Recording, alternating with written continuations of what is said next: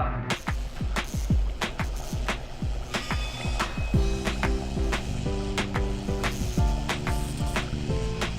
She's alive! Alive! Please give a warm welcome to the hosts of The bride of... Alternate Ending. Help, everyone! Last night, I was but a 13-year-old girl, but I made a wish on a magazine or something, and now I'm a fun and flirty 30-year-old Jennifer Garner. And I have an urgent message for you, and that is, hello, ghouls and goblins, and welcome to Bride of Alternate Ending. I am your ghost, Brennan Klein, and with me, as always, is your co-ghost, Tim Brayton. How are you doing today, Tim? I'm doing good. You know, I've never seen that movie, so I feel like whatever you just did was great, but I don't know what it was. Yeah, the movie 13 going on 30. I have seen it, but I was probably 13 when I watched it and don't really remember it. Then this would now be a very appropriate time to rewatch it. It would be. It really would be. You're completely right. I remember. I don't actually. I just know as a fact. I wouldn't say I remember this. I know Mark Ruffalo's in it. I know Andy Serkis is in it. I remember they do the Thriller dance, and I remember there's a magazine. I remember the word flirty and 30 are rhymed in the movie, and that's about all I got from that movie. So I really dug deep into my my cultural memory here for this. Need an important question. Is Andy Serkis doing mocap? Not as far as I know. I think he plays her Okay. boss at the question mark job. But is her boss a tiny, naked, bald hobbit? One can only hope. And I do believe, he wears a loincloth and talks to himself and kind of like spits a lot, Okay, good. But yes, so I did turn 30 several days before we are recording this episode. Thank you all for joining me during this trying time.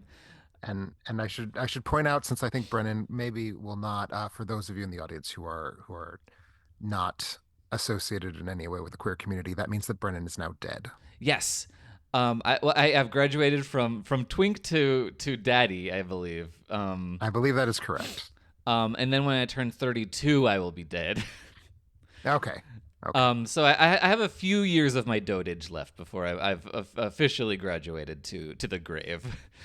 But I'm on my way out. I have one foot out the door, which is why this month we are covering hagsploitation movies.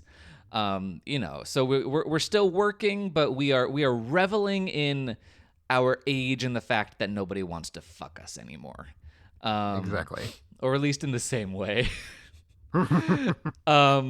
But yes, so obviously the hagsploitation genre really, if not started with, certainly got a big ol' shot in the arm from the movie Whatever Happened to Baby Jane, which was both a critical and commercial smash hit in 1962. And I would say, just for the interest of history, like, it is probably a Psycho-esque situation where, was it the first time a movie ever featured an old woman being weird and dangerous? Probably not. Much in the same way with Psycho, the first time anyone ever died because of a knife in a movie? Probably not. Is it the reason that it became a genre? Oh, definitely. Yeah, exactly.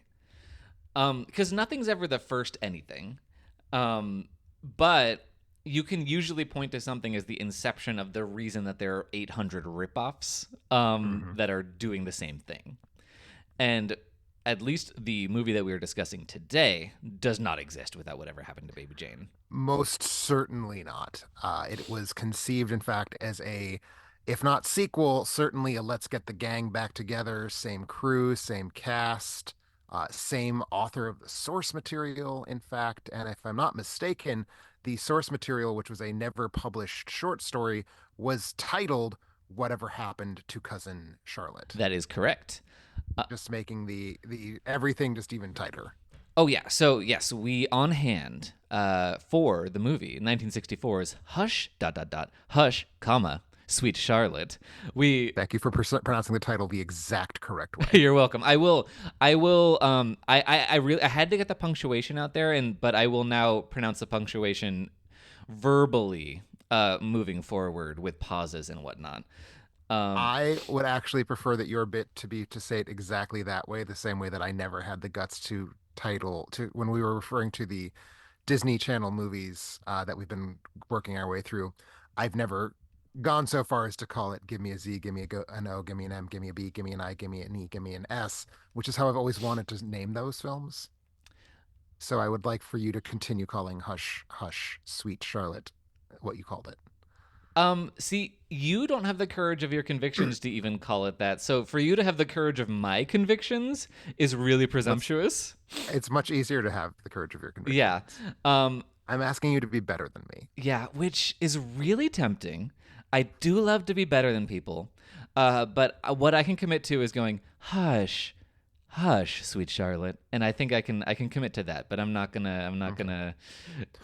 What if you were to pronounce the title of the film like you were singing it in the song I don't that repeats throughout the film? I don't think I have the song quite memorized enough to really go for it. Okay. I don't think it was really memorable enough to me to really. It was an Oscar nominee, sir. Oh, what? You mean an Oscar-nominated song was unmemorable? Well, I never. But this was back when Oscar nominated songs were okay. Okay, well, great. Anyway, so on hand we have director Robert Aldrich of Baby Jane. We have co-writer Henry Farrell. He co-wrote the screenplay in addition to writing the unpublished short story. We do have Bette Davis and her eyes on hand once more. She played Baby Jane. We were going to have Joan Crawford. I don't know why I don't know the exact story of how she came to not be in this movie. It was a very contentious situation. The two stories, so famously, as any celebrity feud has ever been famous, Joan Crawford and Bette Davis despised each other. Oh yeah. The reason why whatever happened to Baby Jane existed was primarily because some producers like, it would be great if we took these two women who despise each other and made a movie about how they're trying to murder each other. And that was a great call. So the stories I have heard are that Joan Crawford realized upon getting back to set that she hated Bette Davis so much she wanted out, or vice versa. Bette Davis realized after getting back to set that she hated Joan Crawford so much that she wanted Joan Crawford fired. Yeah, because I had heard the first story that Joan Crawford wanted out, but then I was reading kind of trivia facts about the movie, and then I was reading a lot of stuff about like how Joan Crawford was kind of ousted and was upset about it, and I was just like, it's one of those stories that I was like, I don't know if there's really an answer, and it's kind of apocryphal maybe. It seems very easy to believe that both actresses later in life told the version of the story that made them look like the victim because Yep. that is who they were. That sounds exactly right. Have you ever heard from me or from anyone my favorite Joan Crawford Bette Davis story, which was Bette Davis upon learning about Joan Crawford's death? I am aware of this story, but tell it again. I will tell it again. So Bette Davis was interviewed by a newspaper shortly after Joan Crawford died, asking for her thoughts on having finally won the feud by outliving her rival. And Bette Davis's response was, "I was always raised to believe that you should only say good things about the dead. Joan Crawford is dead. Good." It's one of the best stories. That's such a quote. She had that quote on deck for like 30 years. Oh yeah. Oh my God. You love to see it. Yeah, I mean, they turned their lives into hagsploitation, and it's a glorious thing. Mm-hmm. And just for a quick sidebar tangent before we really dive into the movie, I was reading a Twitter thread about like worst celebrity interactions, and somebody was like, Lauren Bacall was so mean to me. At some sort of event after a signing, Lauren Bacall was walking down a hall, and I ran up to her and said, Lauren, I don't mean to bother you. And she turned to me and said, well, honey, then don't, and walked away. And she was so rude. And I'm like, reading this, I was like, first of all, Lauren Bacall being rude to you. First of all, what did you expect? Second of all, that's the exact interaction that I would want from Lauren Bacall. Yeah, that's the thing. Imagine being the antagonist in one of the best Lauren Bacall stories I've ever heard. Yeah. And feeling like you were wrong. Yeah. Oh, anyway. Yeah, so just glorious. Anyway, so yes, Hush, Hush, Sweet Charlotte. So instead of Joan Crawford, we have Olivia de Havilland, which She is also an aging actress at this point. She was in Gone with the Wind. She was in a lot of things. We also have Agnes Moorehead kicking around. One could say that she should have Agnes less head. I, I certainly We'll be would. talking so much about Ms. Moorehead's performance. It is the most important part of this movie. Oh my God. I was not prepared for this because obviously this movie in the Baby Jane fashion is kind of pitched as a tete-a-tete between these two older actresses who are playing relatives who are rivals in some way. And then Agnes Moorehead is just this whirligig around them. It is... She is in a different medium. I don't even want to say she's in a different movie. That's not big enough. Yeah, I don't know. It is nonsense. But anyway, I will give you the very brief plot synopsis for a very long movie, but it doesn't require very much. There's very little plot. And I do feel like when you get to a certain point, I will stop you because there's actually a fourth major Hollywood actress who is old now in this movie. But we'll get yes, we'll get to her as well. But anyway, so we do have we have a kind of extended prologue.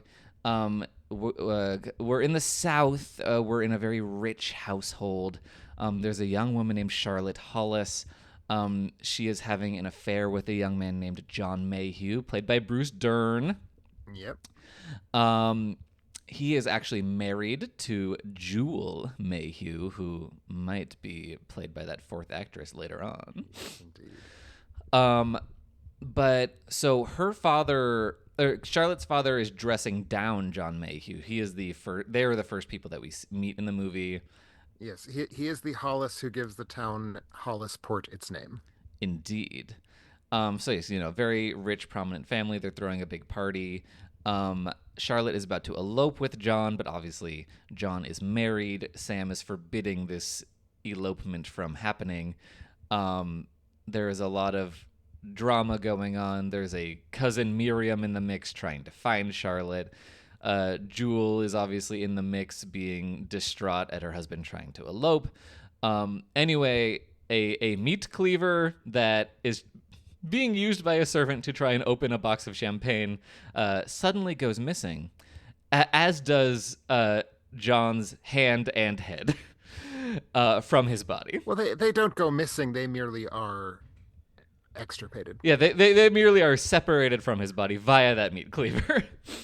They're right there. Everyone knows where they are. Yeah. In a surprisingly gory 1964 moment. I was not prepared because Baby Jane is not a gory movie in any sort of like really spectacular fashion. It's a very, it's not about slasher death in that way. It's a melodrama. It's a thriller. Yeah, well, in 64, and I had forgotten how much blood was actually in this movie, but yes, we are heading towards the dissolution of the production code at this point. Like, yeah, very much. In 62, people are still kind of pretending. 64 is a pretty big year in terms of filmmakers who have the money to sort of hire up lawyers if they need to are getting kind of swaggering about naughty words and violence. Nudity is still a bridge too far at this point, but you're getting more and more violence. You're getting more and more swearing, and we get both in Hush, Hush, Sweet Charlotte. We certainly do. And obviously, the year before, we had seen eyes pecked out by birds and Alfred Hitchcock's The Birds, and obviously he had kind of like kicked open the doors with Psycho in 1960. But yeah, so this movie briefly made a feint towards like, oh, is this going to be more of a Psycho ripoff than a Baby Jane ripoff? No, it's not.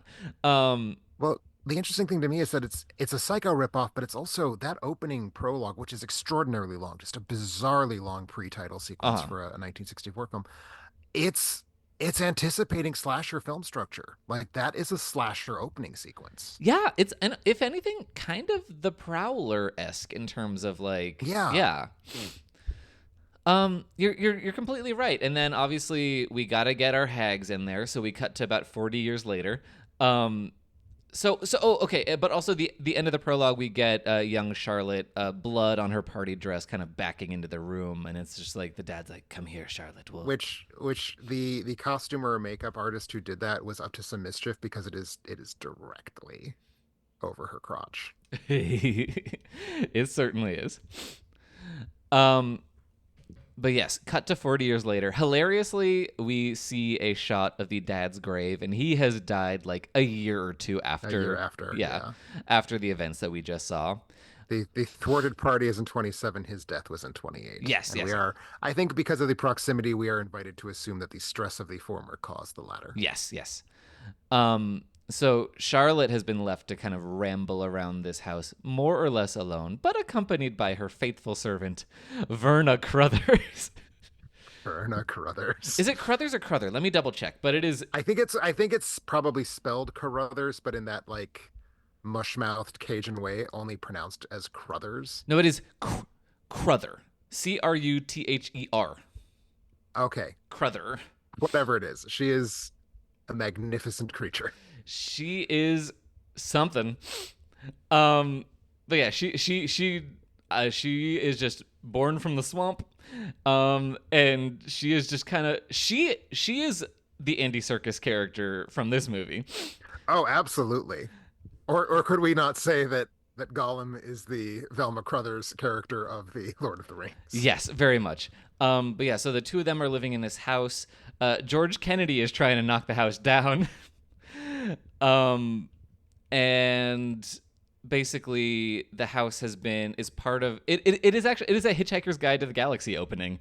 Mm-hmm. They're trying to build like a bridge and some sort of road. The state of Louisiana has eminent domain to the house away, one of those big piled up old relics of the pre-war era that is now going to become a bridge, exactly, connecting the interstate or some highway of some sort. Yeah. And also, I totally skipped over the opening sequence, which is incredible.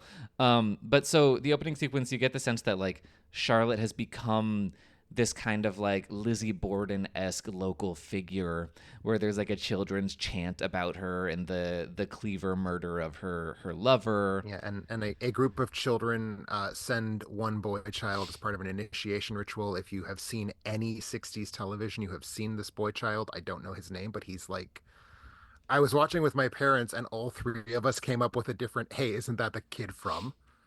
And we were all right. Oh, that's awesome. So but yeah, so they go and they taunt Charlotte, and then there's this incredibly good credit sequence, I think. Oh yeah. Where we hear like this sort of melancholy, sad music. Well, Bette Davis is just kind of staring off into the dark, and it's like very harsh lighting, one key light on the side of her face, all black. The titles are appearing in this huge black negative space next to her face. And it's, I think, the most emotionally resonant part of this entire film is the credit sequence. Yeah, well, because it you can feel the 40 years of regret just weighing on her, and her reflecting on what she's become and what the community perceives her as, and we don't know whether she committed the murder or not. But it is all of this like ambiguous melancholy that's just playing out over her face. It's really gorgeous. You definitely get the sense that maybe Ty West watched this movie before making the end sequence of Pearl. You do, but at the same time, part of me feels like Ty West did not actually watch any old movies before making Pearl. But, yeah, that might be possible. It's hard to say. Yeah. But yeah, no, it's probably the best part of the movie. I think it is. I think there's a real argument to be made there, since I think I am certainly undecided whether Agnes Moorehead counts as a good part or a bad part. I am very decided that I hated Agnes Moorehead's performance. It is that is your business, and we will talk about it. It is my business. We're teasing it. It's just, I'm so excited to talk about it, because even if it's bad, it's still fascinating. Yeah. Oh yeah, it's fascinating. It really is. It is camp. And I don't know if it is. Well, okay. We'll talk about it. We'll get there. We're not there. Oh, I'm getting to the rest of the plot, and it'll be really easy to just swing through it. So Yes, basically, because the plot is gaslight. yeah, it's Gaslight. Yeah, that's the thing. I was gonna say. I was like, oh, is this a Psycho ripoff? And then I was like, no, it's not. It's just gonna be a Baby Jane ripoff. And then nope, it's a Gaslight ripoff.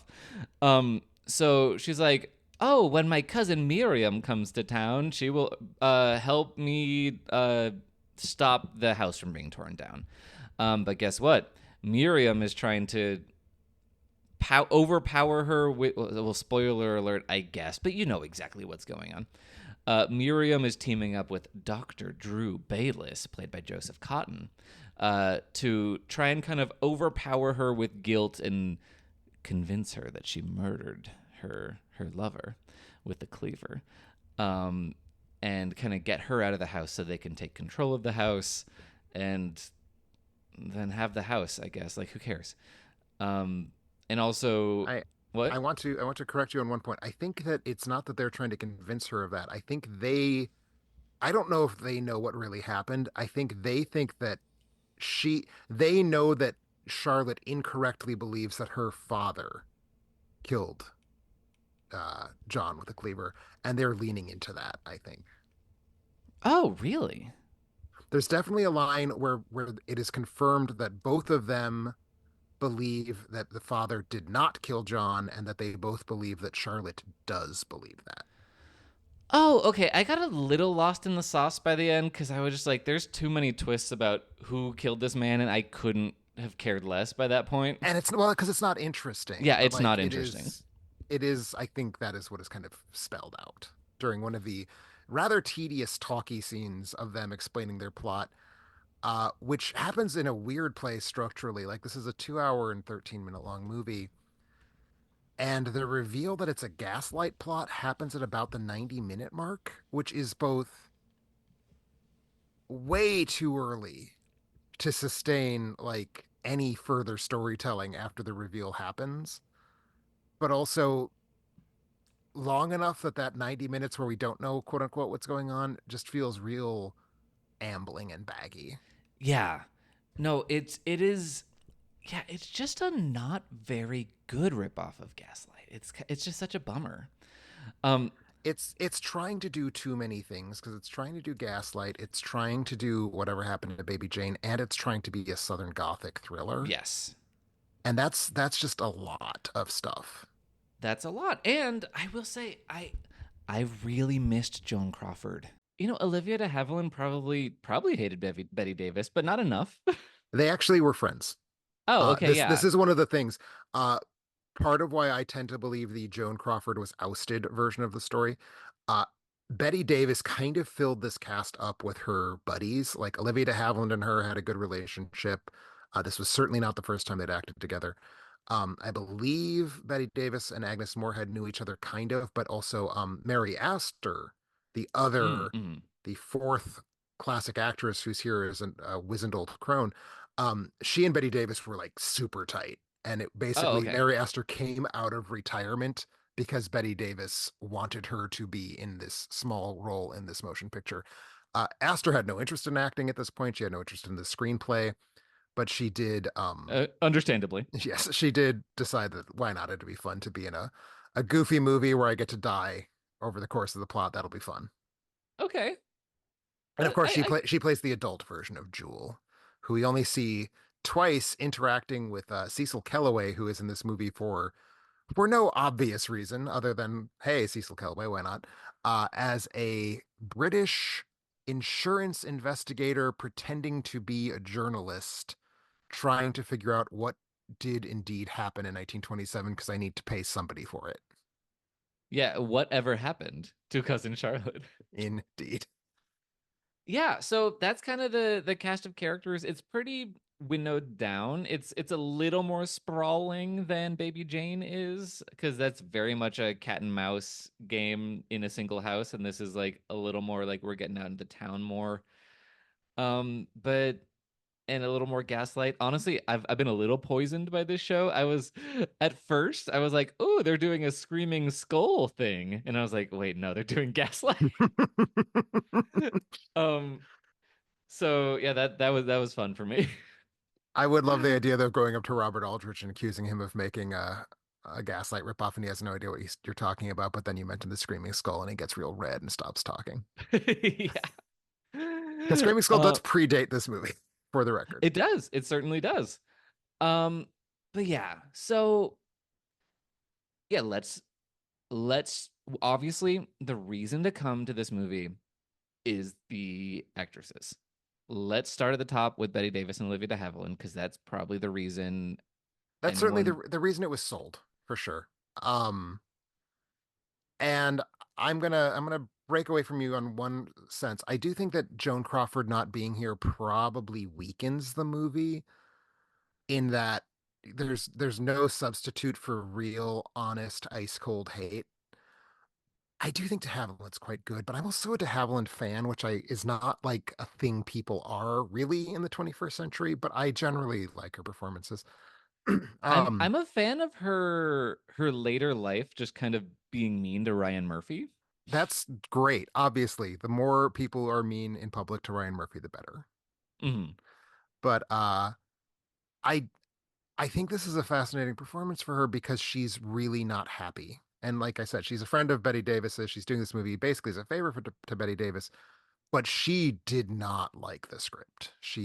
Again, understandably. She did not like what she was tasked with doing. She thought it was really just a sort I think she used the phrase counter typecasting, that it's basically it's so obviously the opposite of typecasting that it becomes a Mm. sort of form of typecasting.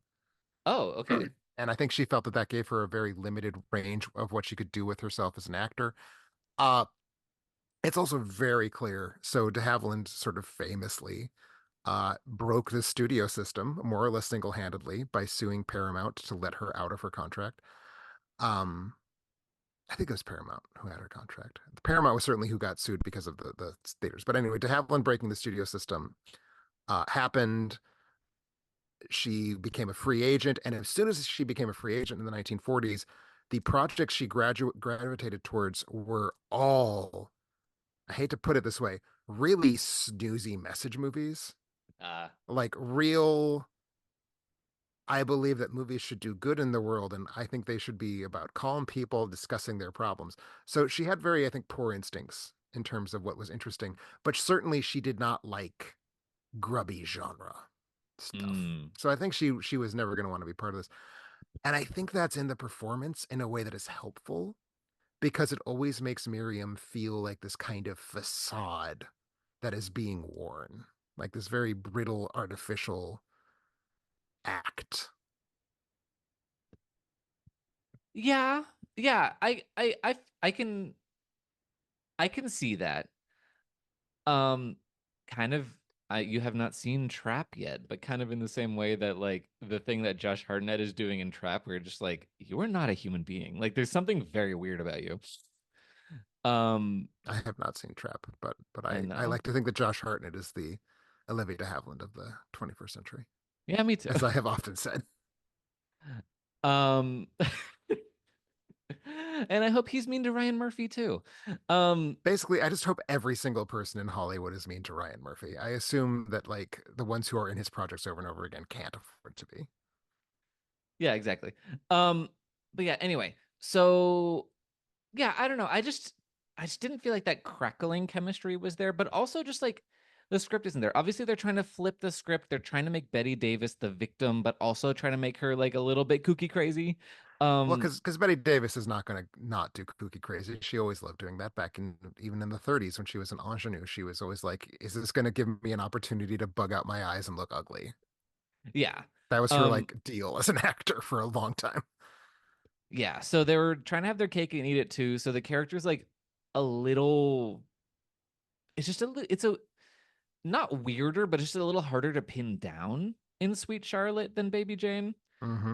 But they're trying to flip the script, but just like it's just like the I think the dynamic of the characters is a lot less clear in this movie. It is, and I mean, the script is clearly a problem with this film. There's a lot about this movie I like quite a bit, but the script is not working. Everything else that's good in the movie is compensating for the script, I'd say. And one of the weird things about it, it is clearly being built around this spine of let's put these two grandams of the 30s and 40s against each other and just keep smashing them like, like robot toys. Hmm. Uh, but it doesn't really actually give us those scenes. Like Baby Jane, it's just scene after scene after scene after scene of Davis and Crawford going at each other. Yeah. This is not that. There's so much of this movie that isn't de Havilland and Davis on screen together. And even when they are on screen together, mostly that's not the dynamic. Like mostly it's just Havilland talking very quietly about how they need to pack the house and Davis going on a tantrum. Part of me wonders, is that a relic when it was the Joan Crawford vehicle? When it was a when it was a Joan Crawford role, were they trying to minimize Miriam in order to avoid getting, because the Baby Jane shoot was a very unpleasant set because the two women hated each other. Were they Yeah. trying to not have that happen again by kind of keeping them separate? And it kind of feels to me like there's just not as much chance for the two leads to kind of go at each other, which is Yeah. Like, bizarre given that that's clearly what this pit has. yeah, like there's a pretty good scene where they have a bit of a fight over a dinner table that escalates. Yeah, but beyond that, it's just not that interesting. But And I there's a think great scene. There's a great scene where De Havilland keeps slapping Davis very oh near the yeah, end. that is fun. That was obviously Um, written for Joan Crawford. oh yeah. You gotta give her that. Get her on board. Um, but also by that point in the movie, you're just like, what the fuck is even going on? Hmm. Um, it's hard to tell what's happening and why and who could care by that point. Um, but I will say Betty Davis is still pretty incredible in in the role of Charlotte. Oh, and she's a great actress. She's very rarely the problem with any movie she's in. There are not Yeah. zero examples, but Yeah. I mean, I think obviously that opening sequence is great. I think the like overall melancholy register that she's being asked to play is like a little more muted than I would like for what this movie is promising. But like when she gets to kind of put pedal to the metal, it's obviously really exciting. There's this moment where she's terrified and kind of crawling down a staircase that's really animalistic hmm and propulsive and exciting. and again, Um, Betty Davis, her instinct was always, what can I do that is gross, and what can I do that feels like subhuman and slimy and sweaty? Like that's just for whatever reason, she kept latching onto that throughout her career. And this role gives her good opportunities to do that in a different way that Baby Jane does. Because Baby Jane is all about like being this weird kabuki mask insane person. yeah. And this is much more about being like a bedraggled field mouse. Yeah, no, you're totally right. And I think that comes through in some of the melancholy moments too. Like when she's basically like she kind of feel this doesn't really ever come through to me in the screenplay, but she kind of like feels like her lover is still alive and pretends that he is. And there's a moment where she's like, "Don't turn on the light.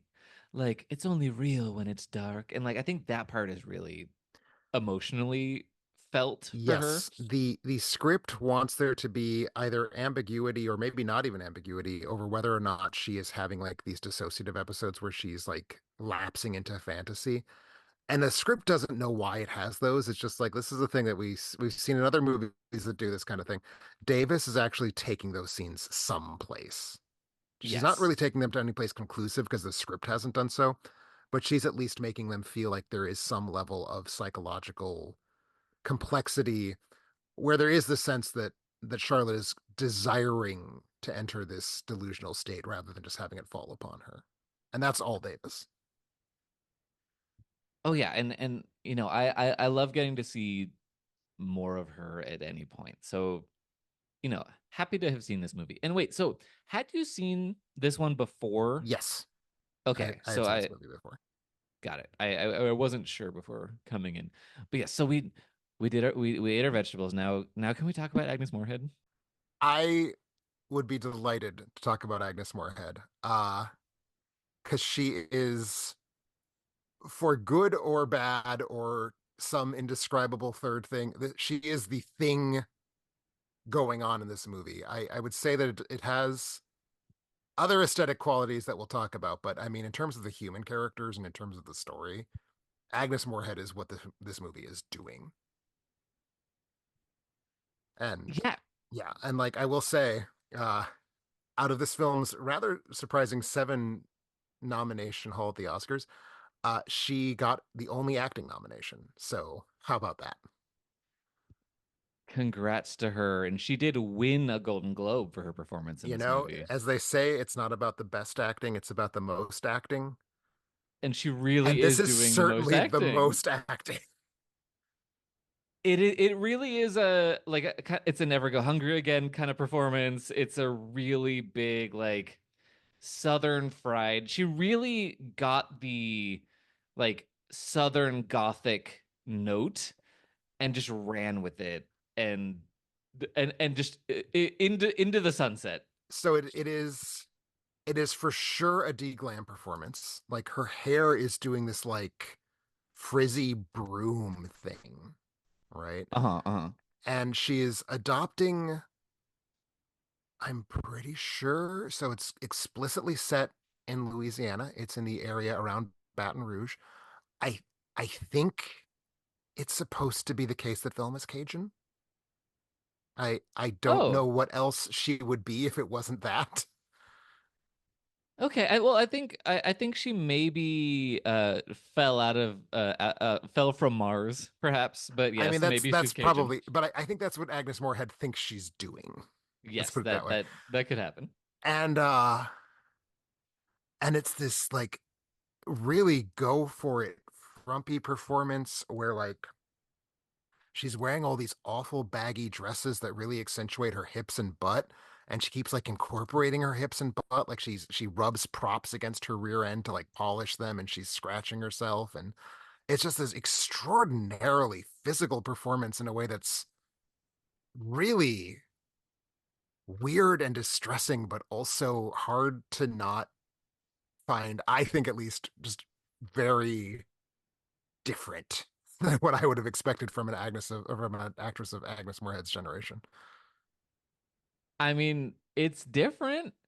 I found it really exhausting in a movie of this prodigious length.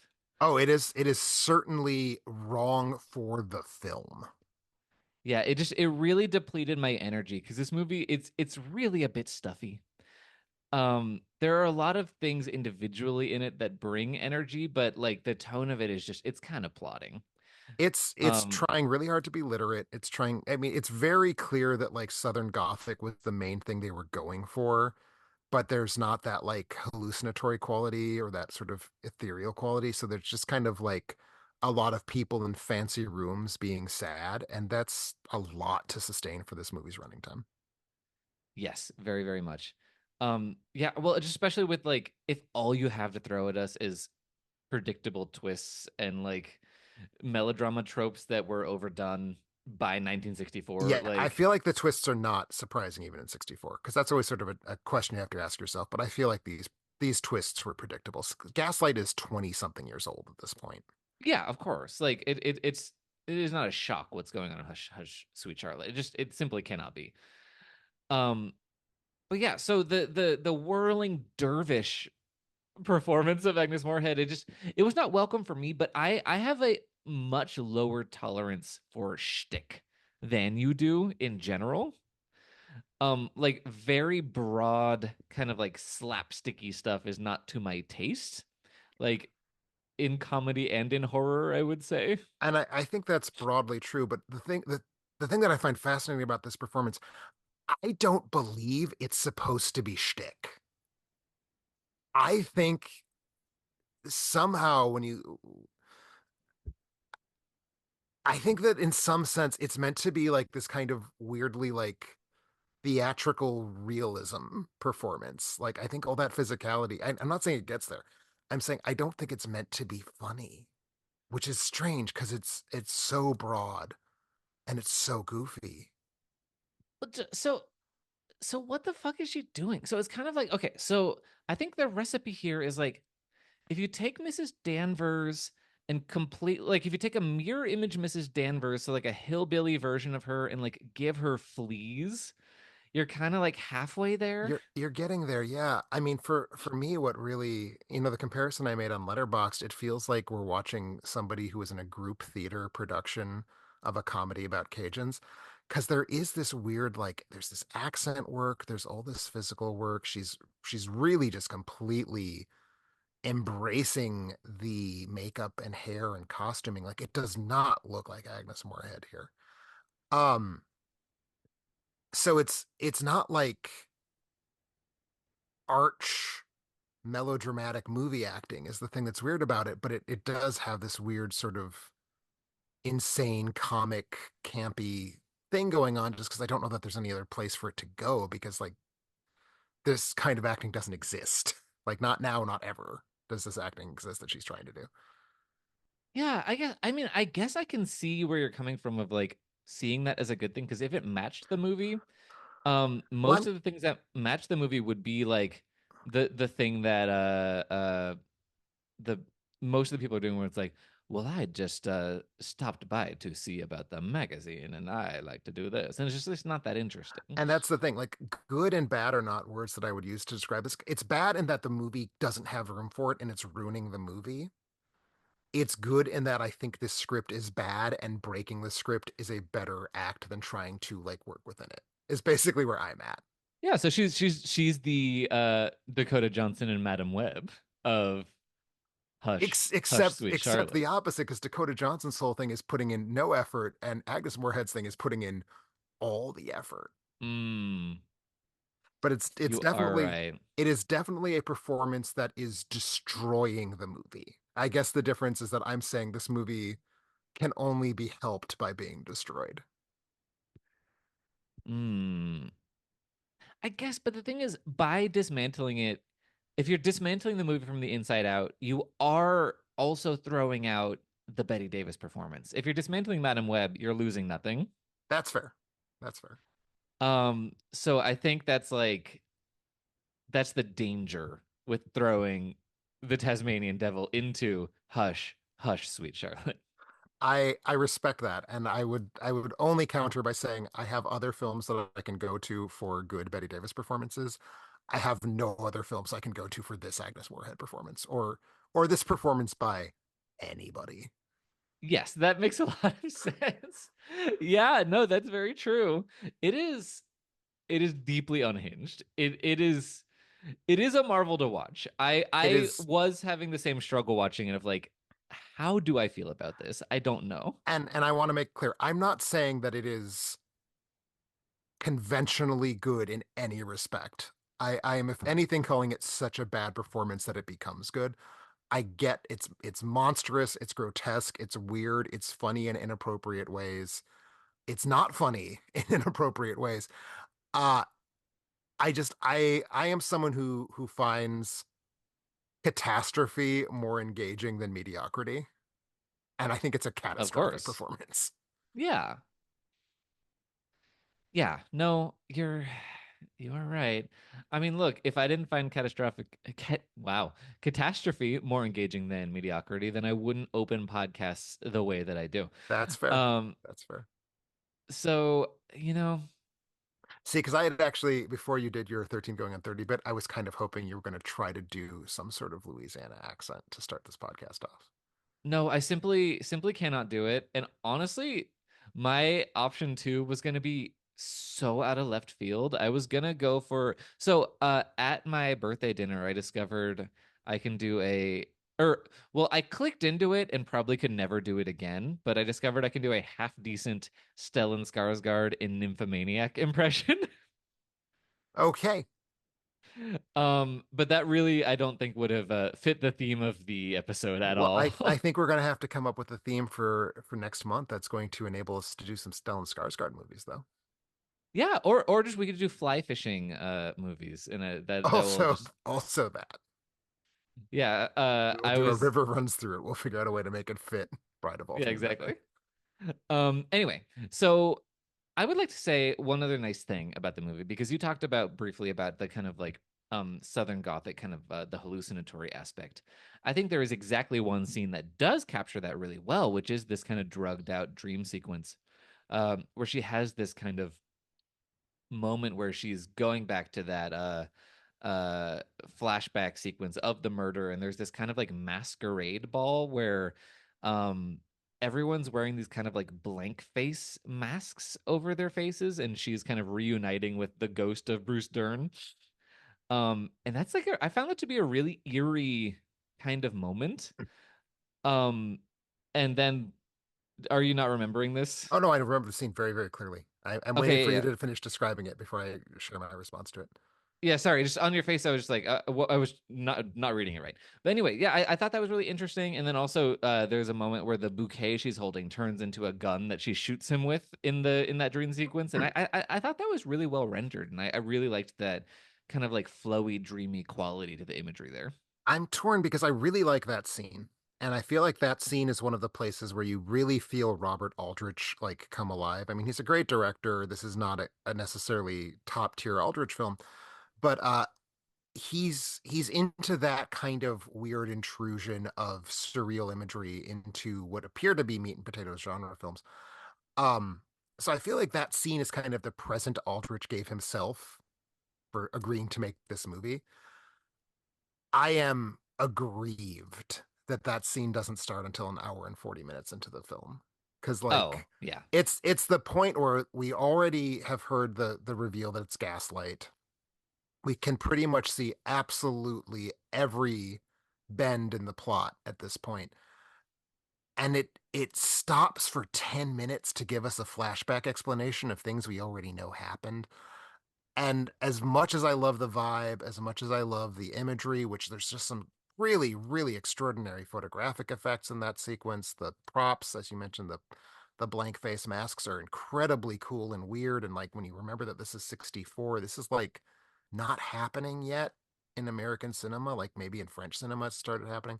Really weird, bracing, cool scene, but it's too late in the film to go to this place to me. And that's this again gets us back to a story structure thing. This movie needed to be 40 minutes shorter than it is. Oh, yeah. Badly. But no, I do like that scene. And I would actually kind of springboard from there into saying that what I do like about this film, honestly, even more than I love slash hate Agnes Moorehead, I think this is a gorgeous movie. We've been talking about its story pretty much exclusively. I think it is worth pointing out that of those seven nominations, one was for Agnes Moorehead because the Academy is just like, wow, I can tell what you're doing. That must mean it's good. One is for the song, one is for the score. Um, the other four are for cinematography, editing, sets, and I think costuming. So visual elements, and the visual elements are really, really there. I think that the mansion where this takes place is an incredible set. Mostly the film takes place in this mansion, so we get a lot of looks in the different rooms and the different angles, and the stair gets used in all sorts of different ways. But really, what I what I love, love, love about this movie, and even though I'm, talking about how much I hate the script up, down, and sideways, I still quite like this film. Really comes down to the cinematography, which is by, I believe, Joseph Biroc. And it is just this incredible marriage of like film noir where we have these super strong key lights with no fills, so everything is black except for these really bright white faces, which then kind of feeds into the Southern Gothic because it's getting at the same thing that Baby Jane does, where Betty Davis's face always looks just super washed out and white, but instead of being from makeup, it's from lighting here. And we have all of these great, great, great nighttime sequences where it's just like the entire uh mansion is basically just like outlines. Like it's all side lit. There's all these like slivers kind of defining spaces, but we don't actually see spaces. We just kind of see these like shapes vaguely describing walls or chairs. I think it is just a superb, superb piece of cinematography. I think this film looks beautiful in a way that, insofar as it ever comes close to working, which is not all that close, but insofar as it ever comes close to working as this kind of Southern Gothic meets film noir horror movie, that's basically 100% because of the cinematography. It's certainly not because of the writing. Yeah, no, you're right. The cinematography does give it a boost. It does. I think the cinematography got me through the first 30 to 40 minutes up until the point where the script is just so flat that it just kicks you right out of it. Um, and then you just really have to work to find the footholds, even though the cinematography is there the whole time to try and help you back in, but it's just like it is pretty. And it got me back in. But that's Mm, also, I'm a cinematography nerd, so like I'm fine with hmm that. Uh and I do think, back to your point, like whether it belongs in the movie at all, whether it belongs in the movie at that point in the narrative, that dream sequence is an incredible sequence. Just absolutely knockout top drawer filmmaking. Yeah, and I don't know that I didn't feel that anything in the third act really belonged in the third act, so I welcomed whatever I was given that I liked in that sequence. That's fair. Um, because it just felt like a random, just kind of sputtering, just turning in circles, because Well, it go ahead. uh, because it comes after the reveal. Yeah, that's exactly it. It's just this swirling morass of like random reveals and discussions and yelling and plot movements that lurch in random directions. It's so aimless.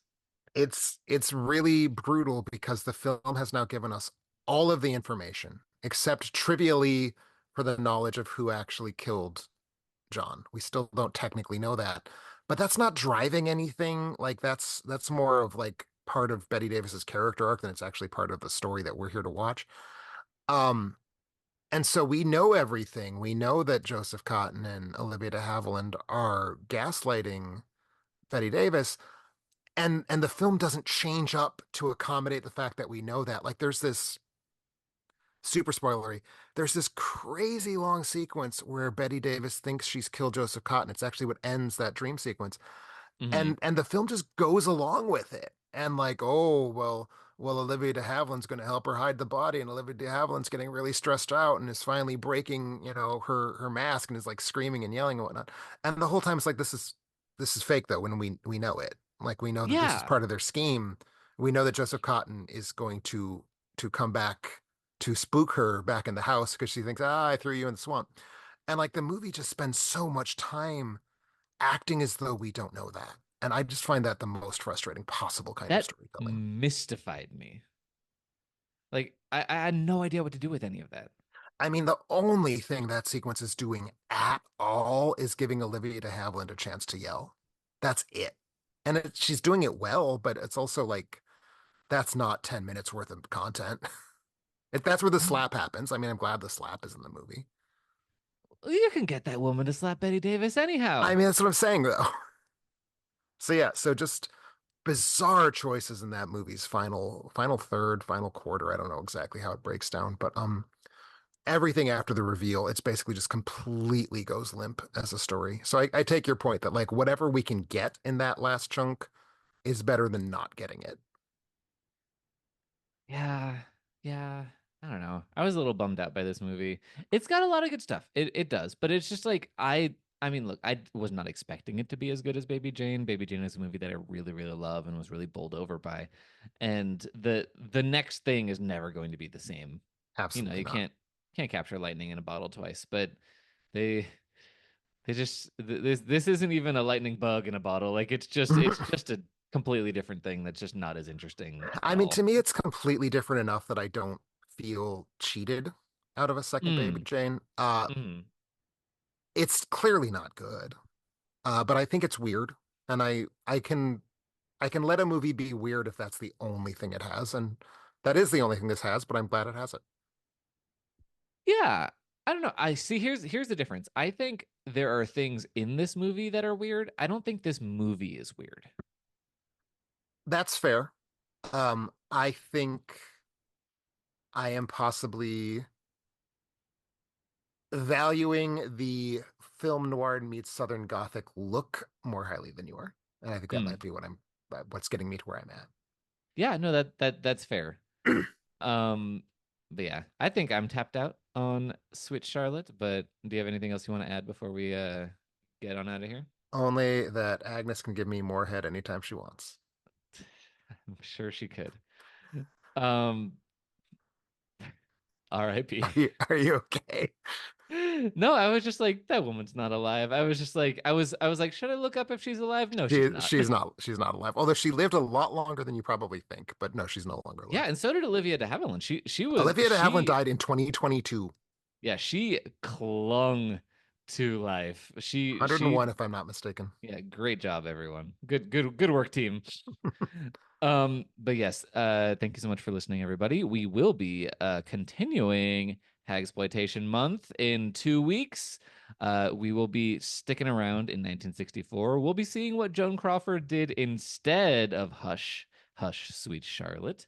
We will be watching Straight hyphen Jacket.